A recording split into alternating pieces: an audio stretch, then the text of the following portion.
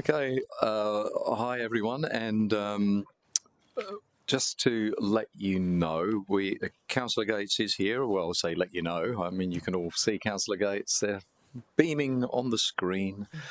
So nice to see you, Donna. And Thank you. yeah, we do actually have one apology, and that is Councillor Tozer. So if we can actually have a mover, thanks, Councillor Fowler, and seconded. Sorry, hang on. I've only got the one. Sorry, Councillor Taylor. Sorry. So we can just take the vote on that for Councillor Tozer. Yeah. I did actually receive an apology from Councillor Hamill, but we don't need to officially do that. I suppose just because he's always here, I suppose, but we don't need to do that as he's not a member of the committee, but he did just want to say he was sorry that he couldn't come along. Leave of absence, haven't got anything there. Confirmation of minutes. Thank you, Councillor Martin, seconded Councillor Fowler. We'll take the vote on that. All those in favour, that is carried. And we also, conflicts of interest, I don't have any conflict of interest declarations. Forward planning schedule, item 5.1. If someone's happy to move that, or if anyone's got any questions on that. Councillor Fowler, seconded Councillor Taylor. No questions on the forward planning schedule? No? Okay, we'll take the vote on that. That is carried. We're rocking through this, aren't we? Yeah. And we've got two reports. They're both in open session today, which makes a nice change, doesn't it? So the first one is starred. It's ex-tropical cyclone Alfred City Incentives and Industry Support Program Acquittal. I am actually going to unstar that one, and I'm actually going to ask Nikki if she'd just like to speak to it, because thank you. Thank you, Chair. Good afternoon, councillors. Just wanted to give a brief overview of this report and perhaps touch on some of the elements that we didn't go into great detail in the report, noting that the purpose of this report is strictly an acquittal report of the funding allocated by council. So what you'll see in the report is the acquittal of the funds that were spent. The funds that were unspent remain available for opportunities that arise related to ex-tropical cyclone Alfred recovery. However, we're here today because the resolution required an acquittal report by September. So as you'll see, as part of and as councillors already know, as part of that recovery, the city itself was embarking on a comprehensive recovery plan. And I've got Mark here today to be able to speak in more detail about that plan, because whilst this is one component of it, certainly the recovery efforts for the city were part of a multifaceted response by both council and its controlled entities. What we did find through the rolling out of this three-part program is that due to the timeliness of council's response, due to the vulnerable residents grants that were rolled out quickly, due to experienced Gold Coast timeliness in making their funding available, we didn't experience the influx of demand in terms of initiatives that we were expecting through the provision of this funding. And as you can see through the report, that seems to be the experience of Invest Gold Coast as well. Equally, I've also consulted with our community grants team. I wanted to give councillors a contemporaneous view of what our community groups are seeing, and of course, councillors, you would have some exposure to that as well. But what I am being advised of from the community grants team is that there hasn't been any marked demand related to ex-tropical cyclone recovery need through the community grants program. But what they have seen, and that's from 1 July, so there's been no specific cyclone-related grants since that time, But what they are seeing is perhaps a slightly increased demand in terms of community facilities grants, or those traditional community facilities grants that councillors would be familiar with. So the report really reflects, I think, the advisory panel, which is comprised of Mr Mayor, as you know, the CEO and the entity CEOs, a deliberate attempt to ensure the prudent dissemination of the city's funds, and in a responsive way based on demand and detailed stakeholder engagement. So from a practical perspective, the working group post-Council's resolution was stood up immediately. I have spoken in committee previously. I think I gave an interim update on the incentive program. And from that point, with Mark, our teams embarked on some deep stakeholder engagement internally in the business to actually really understand what the business was telling us in terms of where that program need was. And what came back clearly was that the broader state's response, the DEMU's response, meant that there wasn't a strong desire or need identified to roll out discrete programs. And equally, we received from the Office of the CEO no specific approaches from external stakeholders seeking additional funding. So both from our internal stakeholder engagement and also from an external lens, we were not able to identify that need, and that was certainly something that was discussed by the advisory panel at the time.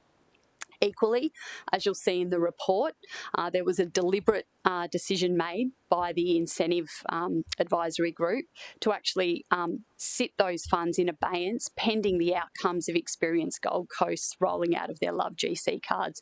Again, that was deliberate and two-pronged. It was that we weren't experiencing, or the advisory panel wasn't experiencing, the demand, both internally and externally, in terms of program need, and equally making sure that when that program was rolled out by Experience Gold Coast, we were seeking from them those insights around if a program was to be developed based on demand, that it really touched on what was needed and that it wasn't doubling up on efforts that Experience Gold Coast themselves were undertaking through those Love GC cards. So I hope that gives a bit of a sort of a broader brush sort of overview of the reasons for why the report is drafted the way it is. Obviously, it's a straightforward acquittal. And equally, in my last closing comment would be, Invest Gold Coast makes their decision, obviously, as a board around that funding. So there was no powers, obviously, on this advisory panel to compel that board to do anything other than come back as they did if the board determined that they, again, didn't identify a program need for that funding.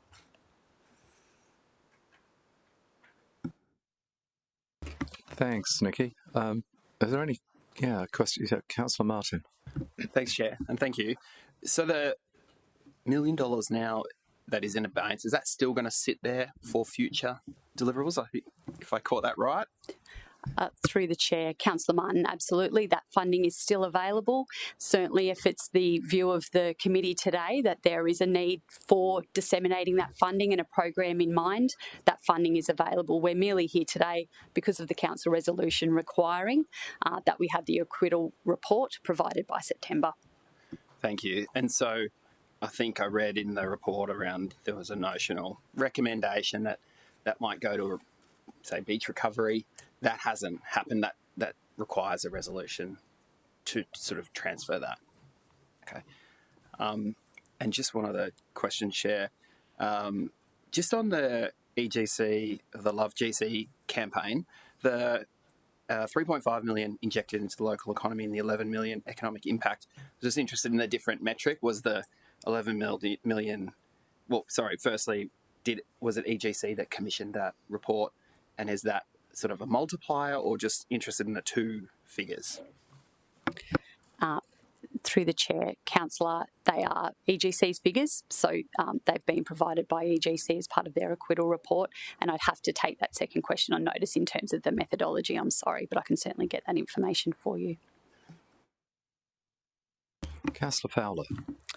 Thank you, Chair, and through you, I think in hindsight looking back, I had some reservations about the Love GC campaign in the beginning.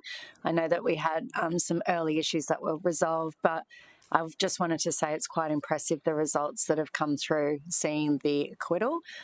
I do think, however, it is disappointing that we weren't able to redeploy $1 million of funding through the Invest GC arm, but also through the other Accelerator Recovery Initiatives Fund. And for me personally, this isn't the only cyclone or weather event that we're going to have coming through this city. And I would love to see a little bit more thought put into how can we support Gold Coast businesses. The customer-facing part with EGC works really well. It can be activated really quickly. But how can we better prepare Invest GC or the city for that matter on how can we support businesses in their time of needs? What are the programs so that we're not waiting for a weather event to happen and a bucket of money to be then decided to be deployed? And then we need to come up with, well, how are we going to use that? So that's what I guess my comment, is can we have some more forward thinking about what do those programs look like? What can we activate quickly? Get a little bit of that, the structure and the process of those programs in place so we can stick that on the shelf and so that when opportunities like this in the future, we can activate quickly. I can respond to that briefly, Chair, if you'd like me Sure, to. please. I completely agree, and I actually think perhaps in reflection, one of the unfortunate things around the timing of the cyclone, not that it could be helped, is also the life cycle at the time of Invest Gold Coast. So we'd moved that function, the sort of small business development support function, out of the city into Invest. They're still maturing that function, and I think so we would have probably seen, much more directed outcomes had we also not been in that simultaneous cycle of sort of standing up Invest at the time, or having Invest in its infancy is probably a better way to say that. Councillor Doran. Thank you, Chair. Thank you, Nikki. I think I echo Councillor Fowler's comments around the performance of the Go Love GC car campaign. I mean, whilst there wasn't a perfect rollout because of different supply, I think that economic benefit is something that we should all celebrate as a really great result from the Mayor's Merrill Minute that led to that investment. I'd like to ask a question, probably to whoever the chair thinks, but it might be Nikki, it might be Paul. The notion around Invest Gold Coast writing back to the city on the 15th of May, saying they're not going to use the money that was allocated for $500,000 investment fund administered by Invest Gold Coast. This is part of the Merrill Minute, and intended to build business resilience and incentivise post-recovery investment activity. I just want to drill on that one just a little bit, if you wouldn't mind. There's two questions. Nikki, you mentioned before that there wasn't grant request. Was that related to that fund that you were referring to, or that available pot of money? So if we're talking through the Invest context, sorry, Chair, through the Invest context, do you mean, or the city's stream? Good clarification. So the $500,000 that was allocated in the investment fund under the Merrill Minute, what I would like to know is two questions, and I'll park my Invest Gold Coast high-level question. Just on the administration of that, it says incentivise post-recovery investment activity in the city, which I think we all welcomed at the time, but there was a letter come back from Invest Gold Coast on the 15th of May as part of this that said we're not going to do that, or we're not doing that, and we suggest you put that to beaches. I'm paraphrasing for everyone's benefit. I'm just curious about how that decision was arrived at and whether that relates to what you said before about a lack of grant request for help. So I can certainly say, being an observer on the working group that the CEOs and Mr Mayor is on, that they certainly did really turn around a number of different options at the time that may work. And they were Invest-led. One of them, for example, was like a generator proposal, so having businesses having standby generators, that type of sort of initiative. And I certainly don't want to speak for Invest, but I think there was a general consensus that the custodianship of that money, that working group takes it so seriously, quite frankly, that they didn't think that the proposals being put forward by Invest were worthy of such a significant amount of funding, and I think Invest themselves landed at that. But certainly some ideas were brought to the table by the acting CEO at the time, Jeff McAllister, and they were discussed. But ultimately, as I suggested before, these are matters for the Invest Gold Coast board to resolve, and this is what's been provided back to them. I'd probably also swing back to my comments prior, Councillor. I do think there is a valid conversation to be had around the level of development that Invest was at the time, and that we were able to stand up responses incredibly quickly. Experience Gold Coast is a mature organisation. They have rolled out programs similar to this in the past. The Invest experience, purely because of the level of development it's at the moment, or was then, is slightly different. And so I think the grappling of that money and the testing of those opportunities was slightly more difficult.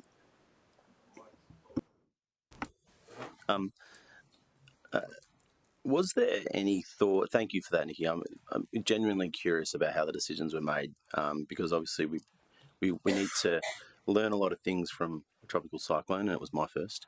I'm curious that we're pointing to quite a successful Love GC campaign, and was when the feedback came back from the board, their separate feedback to the working group, I assume, say we think you should do something else with this money.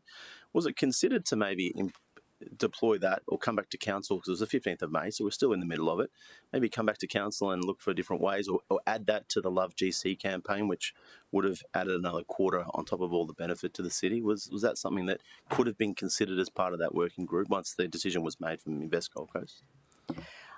Through the chair, again, I don't want to speak on the part of the working group, but I can say that it really was an evolving feast. So I think, and Mark will speak to the dates better than I can, but 2 days after the cyclone, we had $1 million. That slowly escalated up to $9 million. So even on the part of the city, what we were delivering at a program level and the expectations of what we could deliver on a program level was changing all the time. Simultaneous with that, we had Experience Gold Coast, who were rolling out their program. They ironed out the kinks really quickly. The working group was very keen to hear what the market and what the visitor economy in the city was saying and what businesses needed. So I suppose on balance, the answer is yes, that could have happened. But I think at the time there were multiple funding opportunities that the city was focused on. And of course, I don't want to mention beaches, but as you know, that's been a big priority for the city. So I suppose the short answer is yes, that could have happened. But yeah. Is it, you mentioned before, the infancy in relation to Invest Gold Coast at the time, I accept. Is it, to just unpack that just a little step further, assuming Invest Gold Coast is at its point where it's fully staffed and it's running well, is an investment program like that is a local economic generation program something that we would expect Invest Gold Coast to handle in the future if we had a similar situation?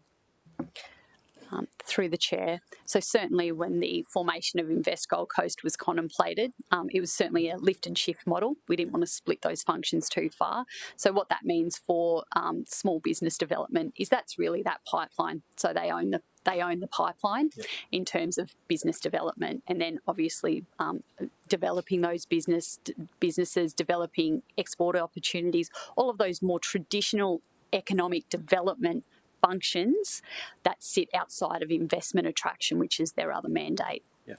I just got one last question, Chair, if you wouldn't mind, and it's just it's more in relation to the decision by Invest, which is not Nikki's not responsible for. It's just the decision to, and I'm curious about the agreement and how we work with Invest in the future. So there was a resolution by Muriel Minute to do this fund and Invest Gold Coast administer it, and notwithstanding the working party, I accept all this.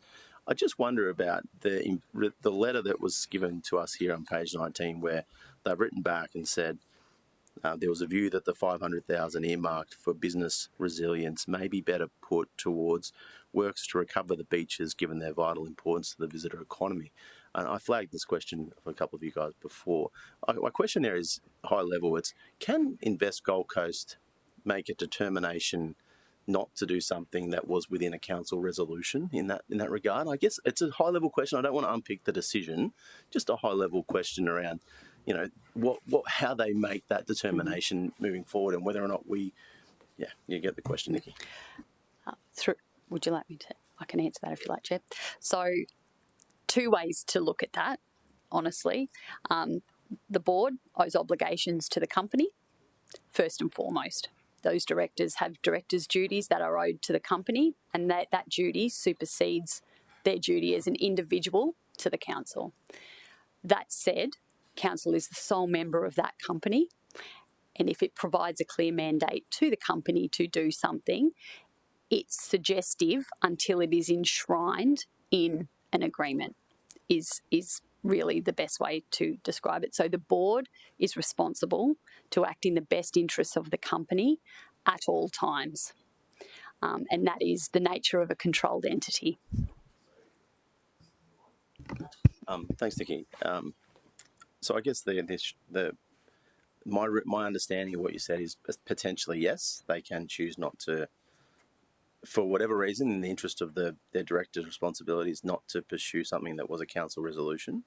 Is that? I don't want to put words in your mouth. I'm just So that I gave you the legal answer. You did. No, you did.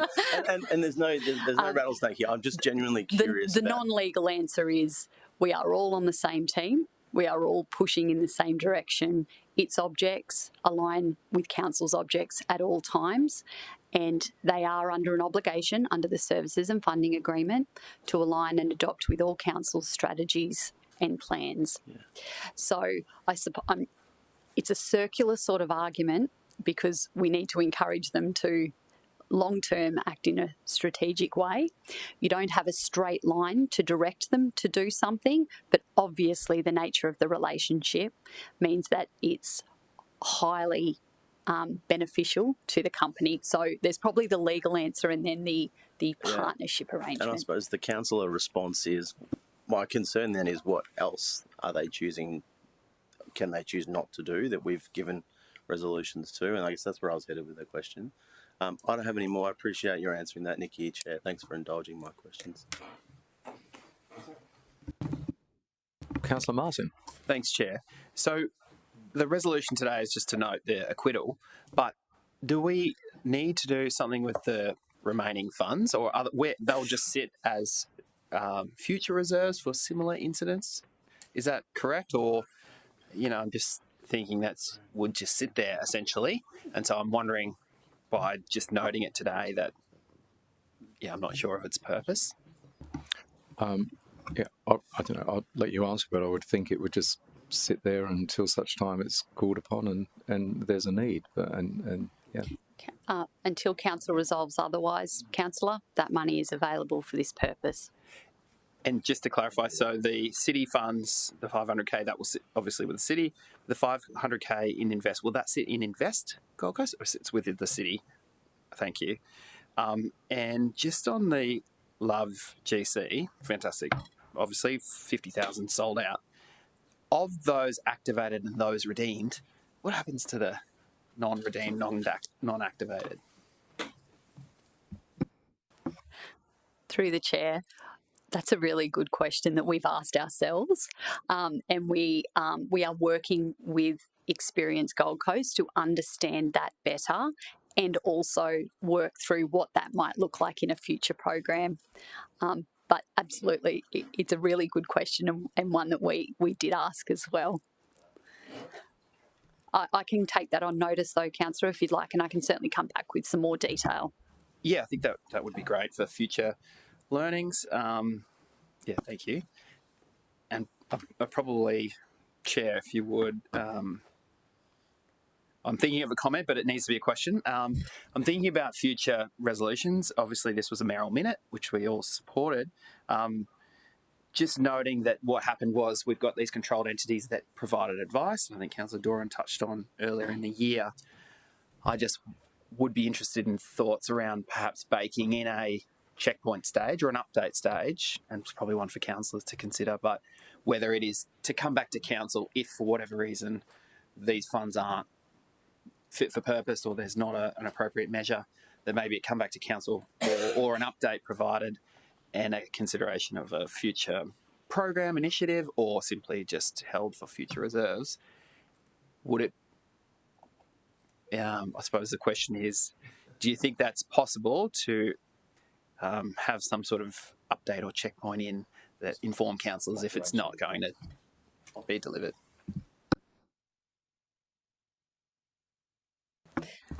I'll leave that one to you, Nikki. Oh, thank you, Council.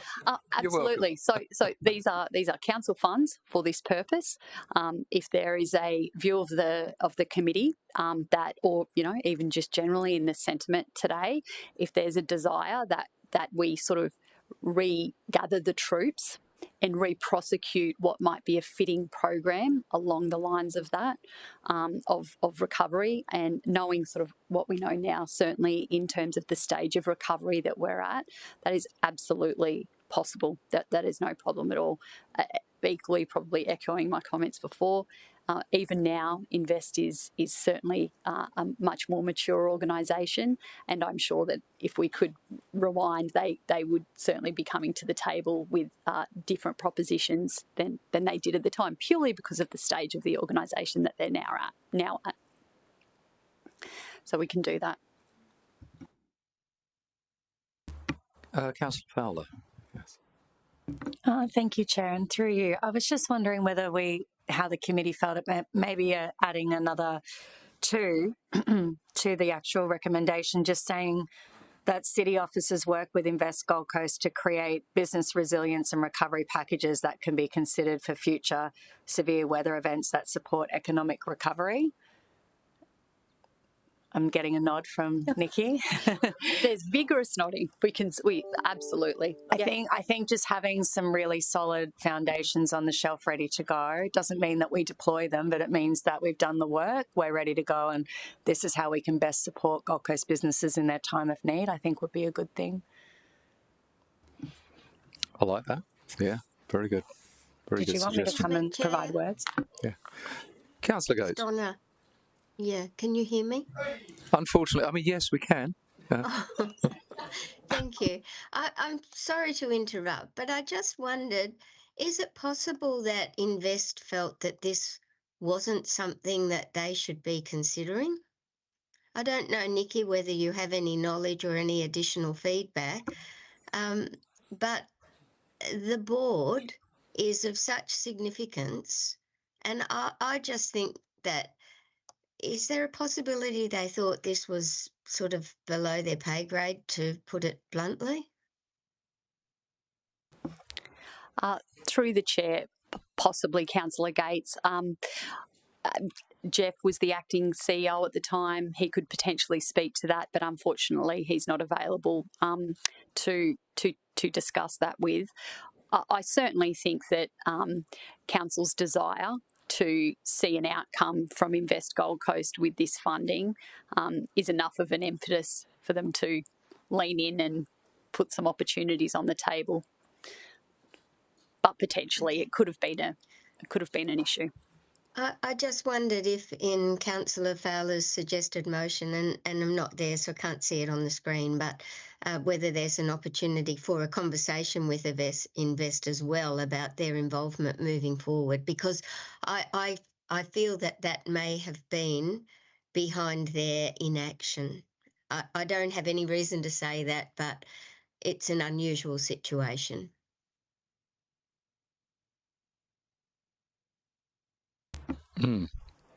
Sorry, I'll let Councillor Fowler think on that one, and I'll just go to Councillor Taylor.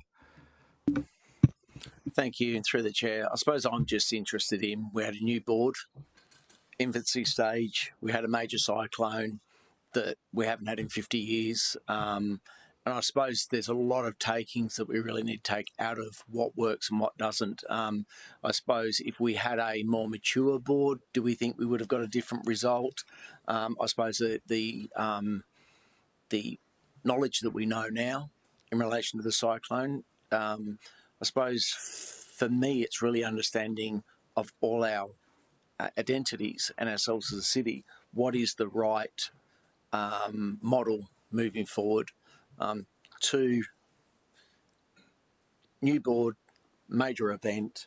As a council, we've made some big decisions over the last few years in relation to the way those boards are going. I think it's a great time for us to really lasso it and really take an understanding of what it looks like, because we hope we hope that it's going to be 50 years or 100 years before we have a major event like this, but there's every possibility with changing climate that we have one sooner than later, which we hope we don't. So I think what we've done in a short period of time, I call it on the run.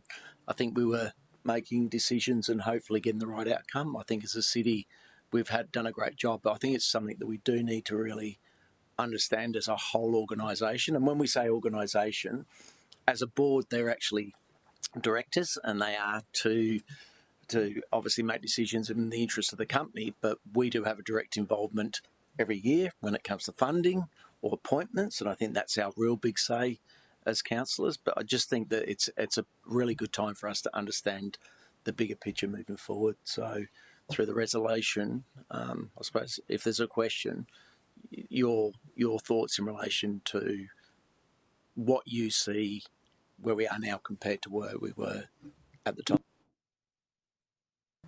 Through the chair, just reflecting on your comments, councillor, I actually think, thinking on the run, as you said, I think what we saw is that EGC is fantastic at rolling out that immediate engagement, and they did that really well.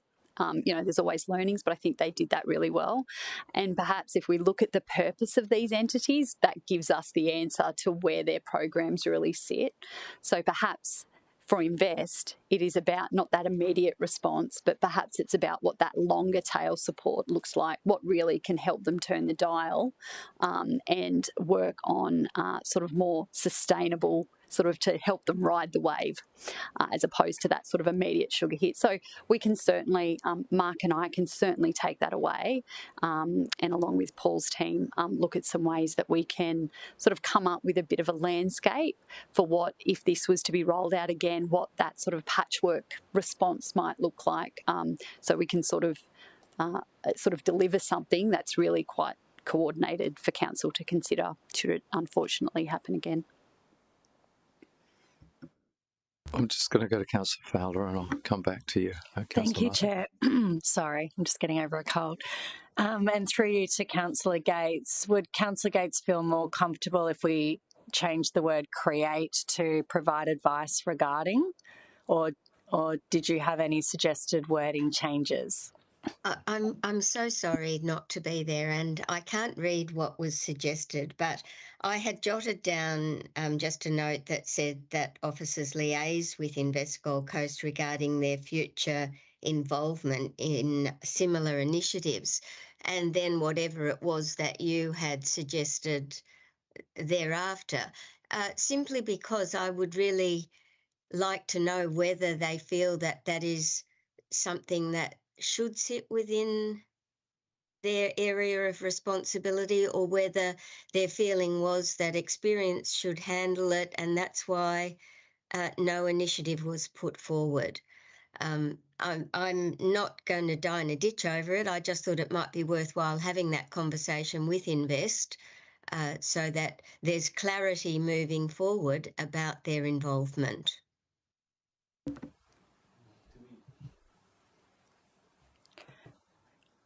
Chair, and through you, I might just read it out for Councillor Gates's benefit because she can't see the words. So at the moment, it says that city officers work with Invest Gold Coast to create business resilience and recovery packages that can be considered for future severe weather events that support economic recovery. I guess from my perspective, I'm very aware that the economic business arm of the city has actually moved over to Invest as an operational perspective. So I agree with Councillor Gates that at a board level, it's perhaps below their pay grade, but operationally there should be a team that exists within Invest that do facilitate that business support function. So I'm not sure if you wanted to add words to that, and sorry that you can't see it.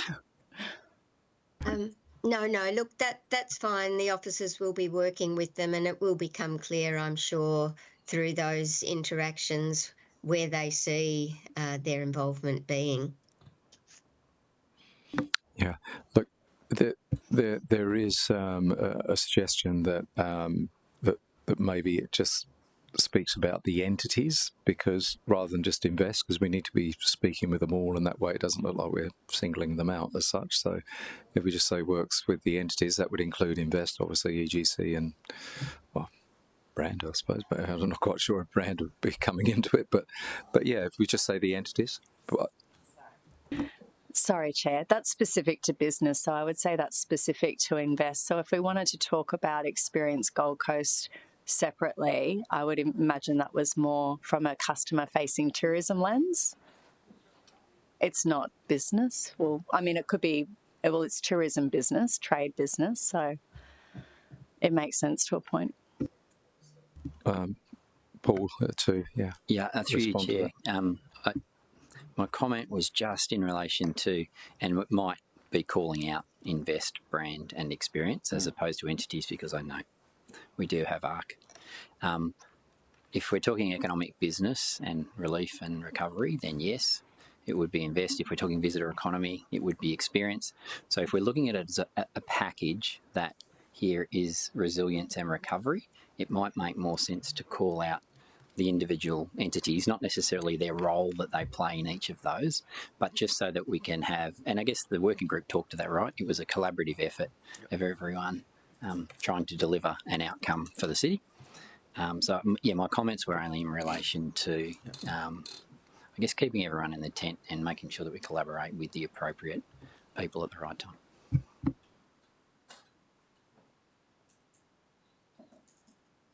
Oh, Councillor Martin, then Councillor Taylor.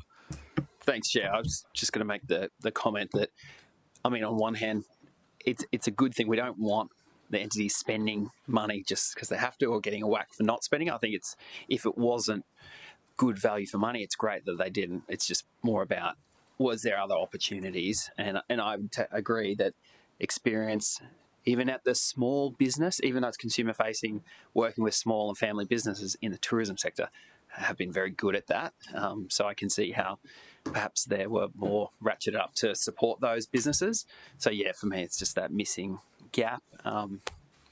So I would support officers kind of working through that, not to whack them for not spending it, but in the future, how will we best roll it out outside of the consumer stuff? Councillor Taylor. I think I was just going to make a comment before we made the change of, obviously we're talking about invest, but if there was a feel that where they actually fit in this role, how do our other experience and how does brand fit in that picture? So I think that fills that gap of understanding from all parties what each role is as a city for us moving forward. So I think that change is, I think, makes sense. All right. So with that, we've got the motion there. So Councillor Fowler, are you looking to, you're happy to move what's on the screen? If Councillor Gates is still there, I don't know if she wants to second it. You are? Sorry, Yes. just checking something. That's all right. Do you want to second Councillor Fowler's motion? Sure. Yes. All right. Okay. Councillor Fowler, did you wish to speak to it? Well, I feel like we've said all that needs to be said, but I just wanted to add that I think as prepared as we can be for these severe weather events that will likely happen again in our city at some point in time, I think it will just allow the city and entities to activate and move quickly, which we need to. So I think everything else has been said. Thanks, Chair. You can contribute, Councillor Doran, absolutely. Thank you, Chair. I just wanted to, there's some questions today about how we can do better, and that's largely because that's our role, right? We look at decisions that was made, but it's also really important to look back and see whether or not those decisions were the best decisions at the time. So I think that we should celebrate the fact that after a tropical cyclone, the city recovered really quickly. I think there's a line here in the report, which is a public document, that said that shortly after, in the period after Tropical Cyclone Alfred, that occupancy in the hotels was up at around 5% above what it was. And so that in addition to the $11 or so million in economic stimulation by the Love Gold Coast cards, endorsed by council and implemented by Experience Gold Coast, our controlled entity, is something that we should celebrate as a really great initiative. But the Mayor who brought these 3 initiatives to us at Merrill Minute shortly after Tropical Cyclone Alfred should be very proud of the results that it achieved. And I think that looking back, it's important for us to learn lessons. I can know that Mark's over there in the corner and hasn't had a chance to say anything to us today, but I'm sure that the Disaster Recovery Unit Chair does do this retrospective assessment on how we did, not just in the operation cleanup, but also how we did in the economic recovery, which is equally as important. I read the report with a sceptical eye and was really pleased with what I read, and I commend the organisation. I acknowledge Invest Gold Coast's lifespan at that point, and next time I hope that they'll have too many ideas that we can't fund, and I think that the city should be really proud of how it's recovered from tropical cyclone, not just during it, Mark, which we thank you for, but for the controlled entities and for all those who worked so hard afterwards in the recovery efforts. So, thanks. Thank you. Okay. All right. No one wants to speak against or add anything else? No? All right. Then we'll take the motion. We'll put the motion. All those in favour? That is carried. Again, I think Councillor Gates was yes. Yeah. Hand up. There we go. All right. Thanks so much. Thanks, Nikki. Thanks, Mark. Yeah. Okay, councillors, we do have another item, and that is to do with nature-based tourism and the updates for the funding recommendations. I think Melissa's coming out, and Paul is coming out, and Jacob looks like he's going to hide behind the glass there. Good on you, Jacob. Good on you. Just hide away there. No, all good.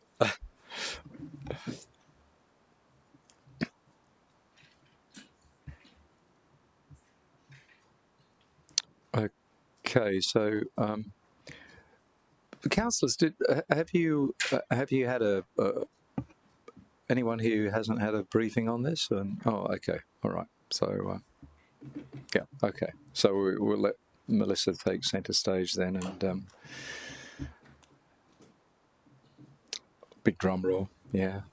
Good afternoon. Is that on? Yep, Melissa, you're on. Yeah. Okay, great. Good afternoon, councillors. Thank you for having me here today.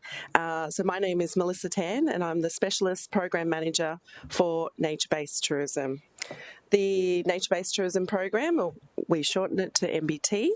The NBT program was established as a pilot program in 2024. As a strategic initiative to grow the visitor economy, specifically through increasing the supply of nature-based tourism products and experiences, to diversify the tourism offering that prioritises the environment and cultural sustainability outcomes. To start the presentation, I'd like to share with you the hero campaign that is featured on our website. Oops.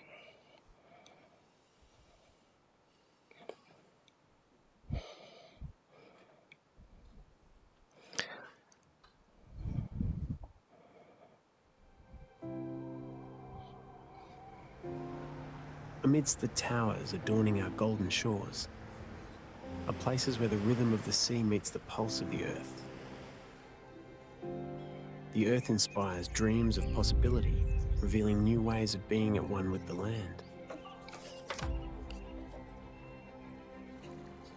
The ocean is a sanctuary of serenity, offering the soft embrace of the sea and warm kiss of the sun. Here, peaceful waterways capture the special moments reflected off their surface as time drifts by. Here, the endless green canopy of the rainforest provides shelter to a symphony of colour and sound. Here, deep connections between people and place exist, with unique stories to tell about country. The Gold Coast's natural beauty is brimming with opportunity. The opportunity to inspire, to innovate, to build a tourism industry that respects and preserves its natural integrity. You could say tourism comes naturally to the Gold Coast. Tourism is in our air. Tourism is in our water. Tourism is in our land. Tourism is in our nature.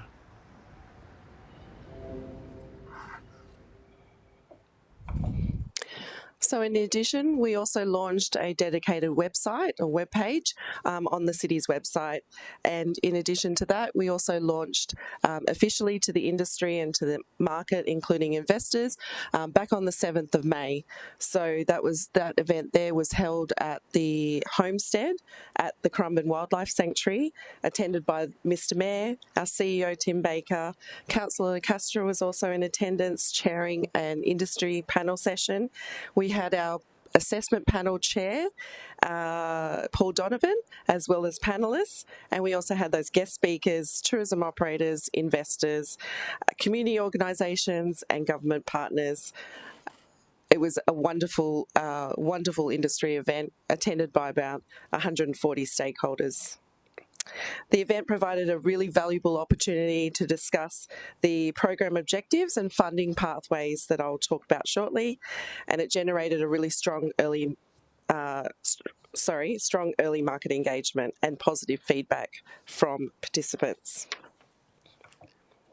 So to recap, the nature-based tourism program is split in 3 parts. So the first part, which is what we will be discussing later today, is about the grants program. So looking at funding options for investors, industry and market, looking at those quick activations and for those existing and new businesses as well.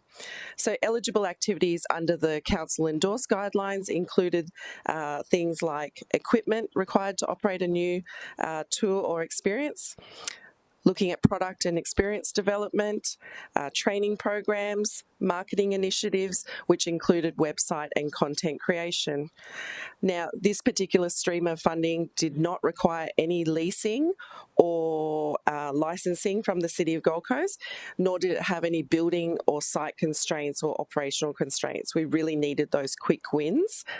And those activations need to commence within 12 months. Then you go into the second stream, which I will come back to council on in a month's time, and they are looking for, that's where the industry is looking for support over 100,000, and that stream of funding closed on the 31st of July. And those are slightly, they're more complex, more strategic in nature as well, but again, looking at that low impact nature-based products and experiences. And then the third stream, to recap, is the council-led projects. Those were endorsed by council back in December last year.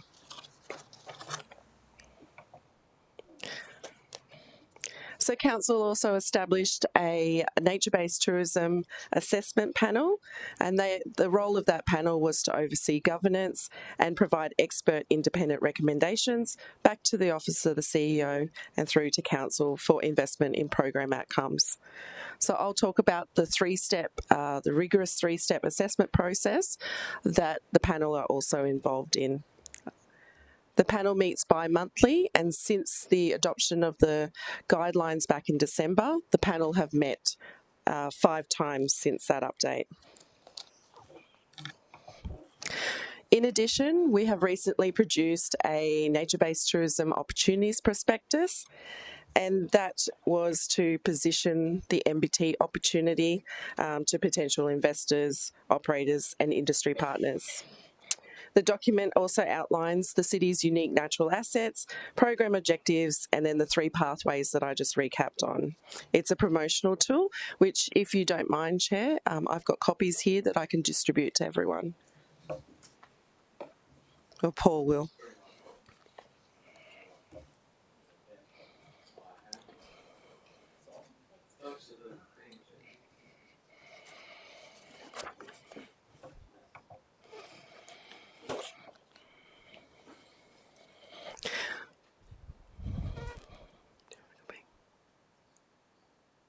So the prospectus highlights the key opportunity, the visitor demand opportunity, which is 1 in 5 global travellers are seeking nature-based experiences. So the program, in summary, was in response to visitor demand and to address that supply deficit in regards to high-quality nature-based tourism products and experiences.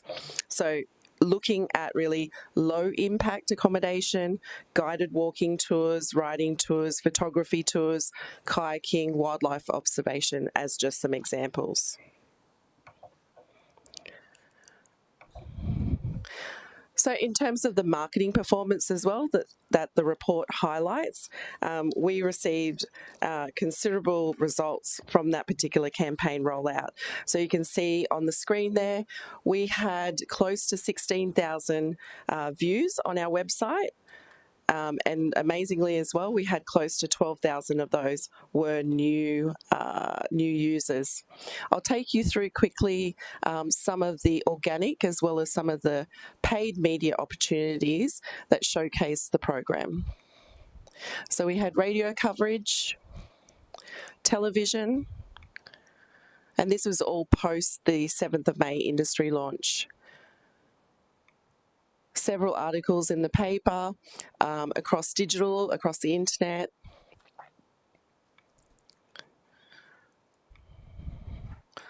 We also had a great opinion piece from one of the Gold Coast Bulletin journalists there, Anne Wason-Moore, who was also our MC at the industry launch. Our LinkedIn newsletter article received a lot of great traction, providing that traffic through to the website. Organic posts via LinkedIn, our newsletters, and then it takes you through to our paid partner media buys. So partner content articles in the likes of Business News Australia, including social posts for that added value. The Australian Financial Review as well received considerable traction. And then you go into Travel Daily, full pages in their EDM, showcasing that amazing photography and videography that we were able to capture. Again in Travel Daily, so you can see the banners that scrolled at the bottom. And then Travel Bulletin as well was another great platform that we utilised. So all in all, that investment and effort in the marketing campaign resulted in a really strong market response. So further to the comprehensive national marketing campaign and media buy, we actually received 74 applications through the program, which was an outstanding result for the pilot program. And in regards to the 74 applications, we looked at a combined project value of around 8.5 million. So that really demonstrated the appetite for this program and for the expansion into nature-based tourism products and experiences. I'd just like to highlight as well now, before we go into the funding recommendations, the 3-step assessment process. So that was part of the guidelines that were endorsed in December last year by Council. So, and those guidelines were produced by Deloitte, or authored by Deloitte, and we put that into practice over the last 6 months. So first step being the project team assessment, so which is led by myself, and we were looking at that eligibility assessment, making sure that it was aligned to those outcomes and that weighted criteria initially that was endorsed. It took us, step 2 then is the delivery partner assessment. So you can see in one of the confidential attachments, the framework for those delivery partners. So that included the likes of both internal departments such as the Environment, Heritage and Resilience Department, Planning and Regulation, as well as external delivery partners, including the likes of Invest Gold Coast and Gold Coast Waterways Authority. So they provided us with that subject matter expertise at a high level. The third step of the assessment panel, the third step of the assessment process is the assessment panel assessment. So that incorporated all the subject matter expertise that was collated across the organisations, and the assessment panel were able to then individually assess and evaluate, provide individual prioritisations, and then they were able to convene at the last assessment panel meeting where certain, if there were some major deviations to their prioritisation, that was discussed and a consensus provided back to the Office of the CEO. Just as a reminder as well, this is the weighted criteria that was established as part of the guidelines last December. And that is also provided to you in one of the attachments, I believe attachment 2. And those key themes are centred around innovation and uniqueness, economic benefit, community benefit, capability and experience of the operator, as well as the likes of environmental stewardship and cultural appreciation. Also like to highlight that we also did look at the alignment to the state tourism strategy, and as you may know, the ecotourism / nature-based tourism is front and centre of that particular tourism strategy. State government have also released a Queensland ecotourism strategy, which they're looking at delivering 45 ecotourism projects by 2045.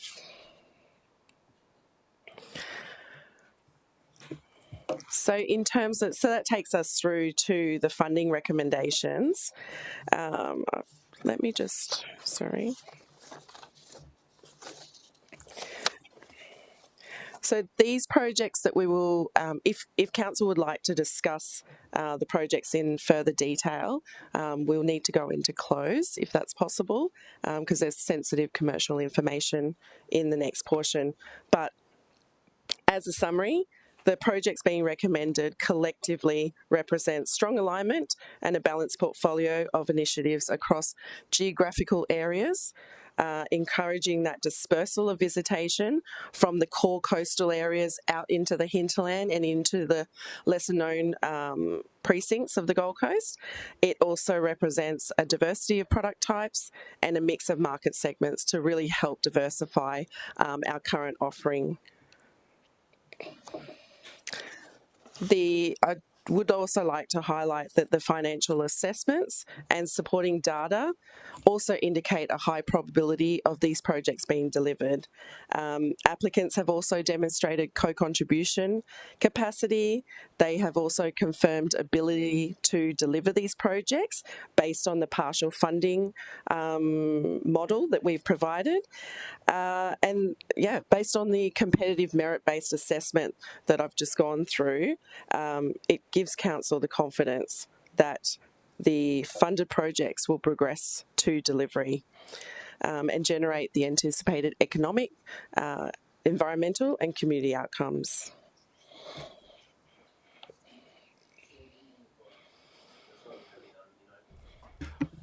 Sure. I was actually going to ask, is there anyone who does actually want to go into close for any questions, or no? That's okay. So, yeah, sure. That's good. Oh, that's not good. Yeah, I had a question. Yeah. You had a question that you need to ask in closed? Yeah. Okay, all right. So yours, you feel you can do in open? Yeah. Okay, so I'll just go to Councillor Doran. General, not specific to projects, noting there's none in Division 11, but we'll get past that. Is there an element of your expectation, if we fund all of these programs, that there will be tourists as coming to the city that ordinarily wouldn't have? So it is a tourist attraction program, not just a amplification of nature-based tourism? Yeah, through you, Chair. So could you just repeat that for me? I couldn't hear it clearly. I'll try again. What I'm looking for here is nature-based tourism. To me, is we were looking to bring new tourists into the city, create more tourism opportunities. And so, based on your review of the panel of the submissions and the recommendations here today, and not getting into the specifics, is it your assessment that these recommended projects will drive new tourists to the city specifically for these projects? Yes, so potentially. So we're looking at not just new visitation, but also repeat visitation, and also allowing the opportunity for whether it's new and or repeat visitation, to give them a reason to stay longer. So whether that is a day tripper looking to, stay a little bit longer, converting them to an overnight stay, converting an overnight stay to a weekend stay, and as well as those weekend stays going into the midweek stays, which is much needed. But it's giving people another opportunity to see the Gold Coast in a different light. So the objectives of the nature-based tourism program was about lifting the profile of the destination and the region as a more well-known nature-based tourism region. So, and then as well, another objective of the program was to help facilitate the support that is required to assist these new and emerging businesses to help diversify their product offering. Yeah. If it's an open question, I'll just go to Councillor Fowler before we go into closed. Yeah, Councillor Fowler, thanks. Thank you, Chair, and through you. I think I did have a pre-briefing and Melissa was kind enough to talk me through this. I guess one of my concerns is that we had 74 applications that were received, and then of that, we had a large chunk that didn't proceed due to eligibility or quality of applications. And I guess my question to that is, more a comment, but I think we should look to how are we going to increase the quality of applications moving forward if we do proceed to a second round of funding, because it may mean that we do have high quality, low impact nature-based tourism offerings out there in the community that are submitted, but because their application wasn't to the city's standard, it didn't proceed. So my question and my concern is just around, are we sure that we did get the best offerings that were successful this round, and what could be the learnings? So it's I have already discussed it with Melissa, but I don't know if you have any other comments on that to make. Yes. Yeah, sure. Through you, Chair, so Councillor Fowler. We categorised as well why some of those applications didn't progress, and we did discuss that, a majority of them were based on application quality, because whilst there were, I should go back. So we categorised them into three sections. So we looked at the application quality, and then we also looked at the fact on whether they could be quick activations, because we did need to provide some results in terms of making sure that these projects can be delivered within the 12-month timeframe that's stipulated in the guidelines, and then also looking at whether some of the applications had limited feasibility or evidence of that feasibility. We may know of them, and they may be they may appear marketable on paper, some of the applications that came through, but they just fell short, with providing that evidence. So even just a lack of evidence around forecasted visitor demand, for example, in terms of some of the source markets, some of it was very conceptual. So, and I think there will be opportunity moving forward from an economic development perspective to nurture some of these concepts, to ensure that they're ready not just to apply for grants such as our own nature-based tourism program, but with the release of the Queensland Government's Destination 2045 tourism paper, no doubt there will be some funding opportunities and support available there as well. So, yeah, from a city perspective, there is that opportunity. Chair, I'll let other councillors ask their questions, but when we're ready, I do have a change recommendation to put forward. Right, thank you. Any more questions for in open? I've got a couple in open, but one in closed. Okay. So if you'd like me to do the opens now. Please, yes.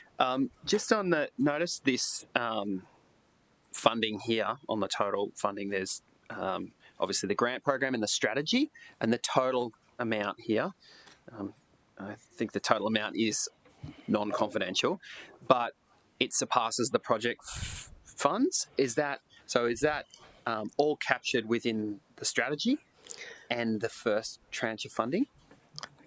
Yeah, through you, Chair, Councillor Martin. So we are looking at the potential to shift some funds from the strategy budget over to the grants budget, and because of the there's an impending draft destination management plan, which is a local strategy that will be delivered by Invest Gold Coast and Experience Gold Coast in partnership, and then also the recent release of the tourism strategy, Destination 2045, we feel that there is possibly not as much of a need to have a specific nature-based tourism strategy. So the opportunity is there to shift some of those funds to accommodate more of these grant proposals that have come forth. Great, thank you. And just a question I saw, obviously, in the news, Gold Coast Waterways Authority have come out with some plans and eco sort of adventures, just how this program crosses over with the Waterways Authority. Yeah, sure. Through you, Chair, Councillor Martin. So with that, so the third stream of the nature-based tourism program, which is the council-led projects, there's 5 identified projects there, and those that align well with the Wavebreak Island project that Gold Coast Waterways Authority was in the media with recently, we've been working hand in hand with them. And also the CEO, Chris Dirksma, is part of our assessment panel. So there is the opportunity, there's really strong alignment with those projects. Great. Happy to move us into close. Okay, councillors, we do have a question for closed session, which is obviously due to commercial in confidence, but I guess could also impact on budgetary matters as well. So given that, I will look for a mover into close. Councillor Martin, and seconded Councillor Fowler, and we'll take the vote to go into closed. All those in favour? That is carried, and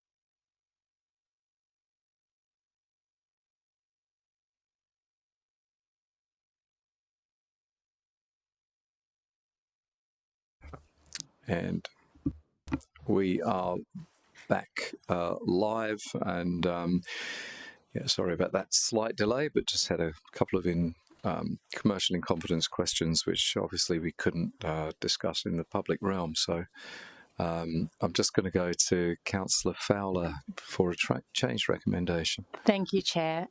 So we need to add the first recommendation to the beginning of that change.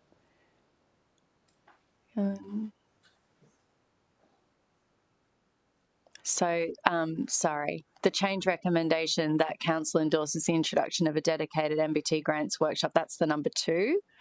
And then the first recommendation will remain unchanged as the number 1.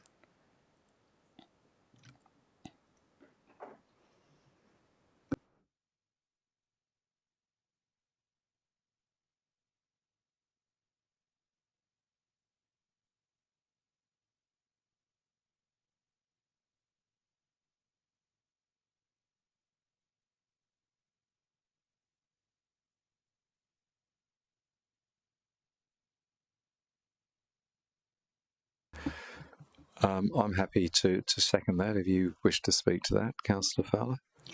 Thank you, Chair. And through you, this was really just, I guess, spelling out the 74 applications and the bucket of those applications that perhaps weren't up to scratch in terms of their submission.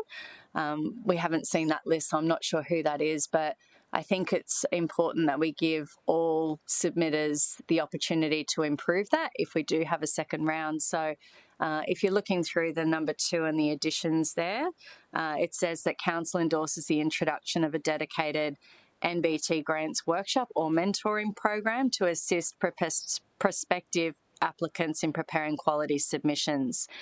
So the initiative will emphasise application quality in alignment with project objectives and assessment criteria, offer practical economic development support through best practice examples, and be delivered through arrangements determined by the CEO, contingent on the MBT pilot program being extended and subject to Council's future budget consideration. Councillor Martin, are you wanting to ask a question? Yeah. Thank you. Just a question around the funding and resources. So is this for next financial year, or is it that this could be delivered?